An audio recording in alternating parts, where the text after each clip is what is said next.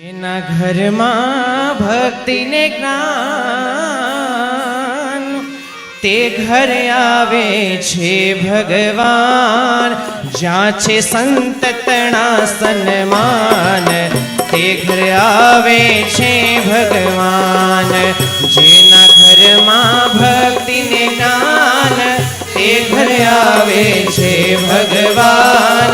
જ્યાં છે સંત તણા સન્માન, એ ઘરે આવે છે ભગવાન. જેના ઘરમાં ભક્તિને જ્ઞાન, એ ઘરે આવે છે ભગવાન. જ્યાં છે સંત તણા સન્માન, એ ઘરે આવે છે ભગવાન. એ ઘરે આવે છે ભગવાન, એ ઘરે આવે છે ભગવાન. હે ઘરના સૌ સંપીને રહેતા,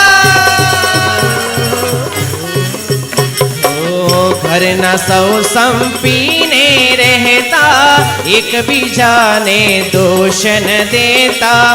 નાના મોટા સૌએ સમાન, એ ઘરે આવે છે ભગવાન. ઘરના સૌ સંપીને રહેતા, એકબીજાને દોષ ન દેતા. નાના મોટા સૌએ સમાન, એ ઘરે આવે છે ભગવાન. એ ઘરે આવે છે ભગવાન. સંપ છે, એકતા છે.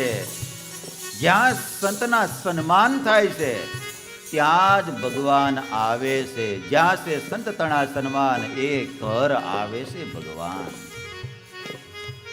જે ઘરની અંદર કંકાસ હોય, એકબીજાને દોષ દેતા હોય, તો ત્યાં ભગવાન ક્યારેય પણ આવતા નથી. જ્યાં સંપ હોય, એકતા હોય, એકબીજાને દોષને દેખતા ન હોય, લેટકો કરતા હોય, તો ત્યાં ભગવાન આવે છે. માટે વાલા ભક્તજનો, આ જિંદગી આપણને મળી છે જીવવા માટે મળી છે. કેના માટે મળી છે? જિંદગી તું મને મળી છે, લાવ તને જરા માણી લઉં. પ્રેમ અને લાગણીથી તને શણગારી લઉં. અહમ અને ગુચ્છા એને ખંખેરી લઉં. સૌના દિલમાં રહી લોકો યાદ કરે ને, એવું જીવન જીવી લઉં. આ જિંદગી મળી છે આપણને જીવવા માટે મળી છે. કોઈને પાડવા માટે નહીં, કોઈને હરાવવા માટે નહીં, ભગવાનને રાજી કરવા માટે મળ્યું છે. અને આવું જીવન જીવીએ ને, ત્યારે ભગવાન ત્યાં પધારે છે. બાકી તો સંસ્કાર નથી તો કોઈ એની કિંમત નથી. સુગંધ વિનાના પુષ્પની કોઈ કિંમત નથી હોતી. હોય ખરી એની કોઈ કિંમત? સુગંધ વિનાના પુષ્પની કોઈ કિંમત નથી હોતી. પુષ્પ વિનાના ચમનની કોઈ કિંમત નથી હોતી. ભલે હોય લાખ વૈભવ, પણ સંસ્કાર વિનાના જીવનની કોઈ કિંમત નથી હોતી.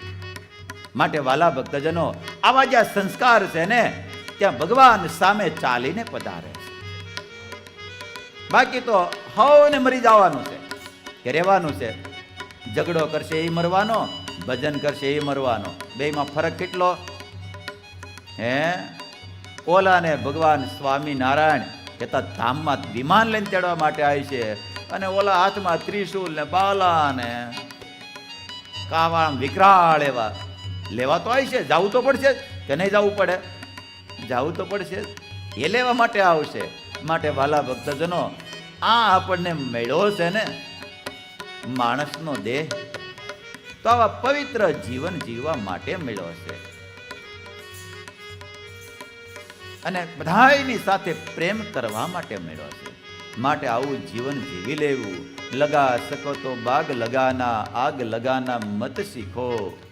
લગા સકો તો आग लगाना बाग लगाना, आग लगा सको तो बाग लगाना, आग लगाना मत सीखो.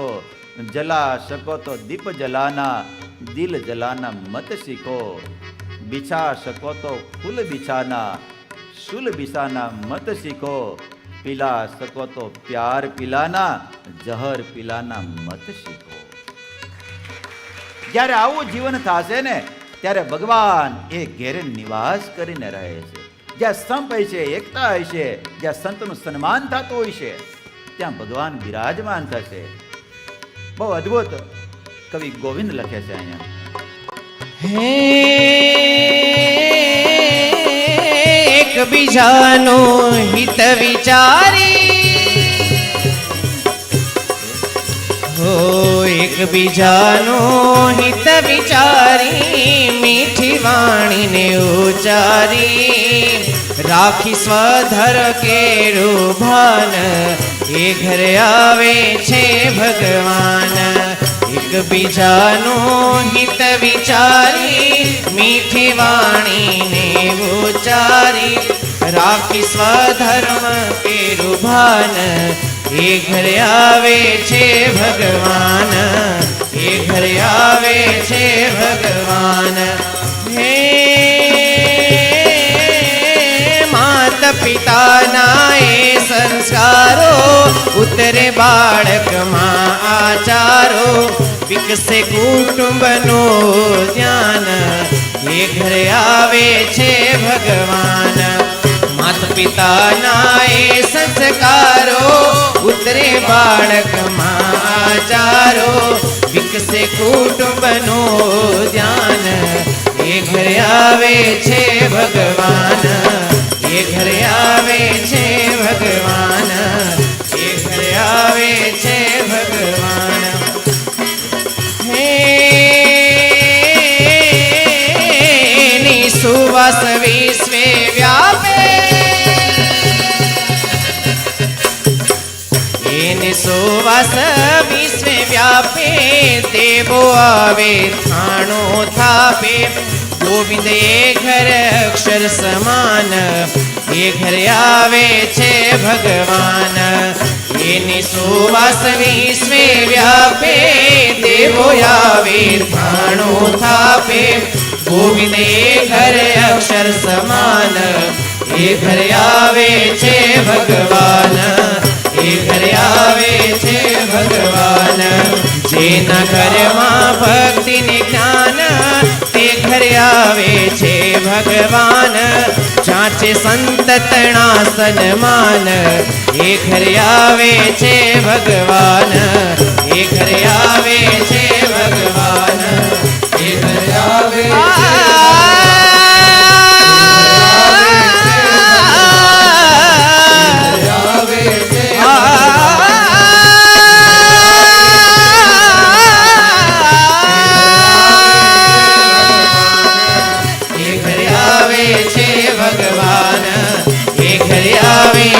ભગવાન એ ઘરે આવે છે ભગવાન એ ઘરે આવે છે ભગવાન. માટે વાલા ભક્તજનો આવા પરિવારની અંદર સંસ્કારો રાખશો ને તો સદૈવને માટે ભગવાન આપણી ઘેરે નિવાસ કરીને રહેશે.